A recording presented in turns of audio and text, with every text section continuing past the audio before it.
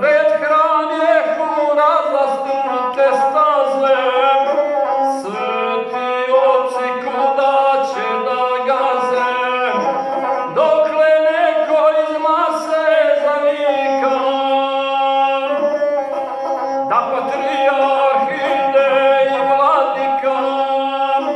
narod kleknu i u jednom dahu,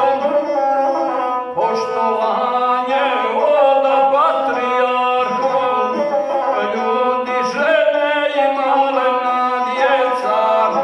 pozdraviše živog srpskog sveca,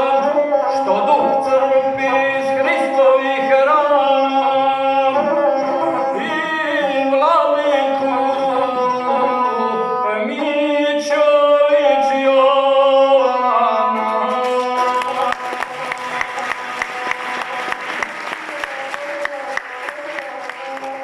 Nije bilo pogledati šala, dva Hristova idu generala, dok patrijarhu sjajnoj odori, jednom stadom poče da govori. O vjernici srpske crkve svete, što ka Hristu ljubav njegujete,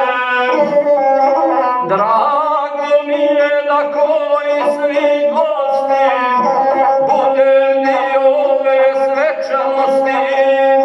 i po Božjem zakonu i pravu Jovanovu da krunišem glavu.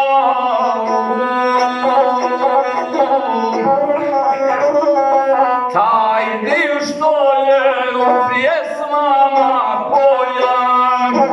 da vas pitam je li vas dostojan, recite glasno neka svako čune,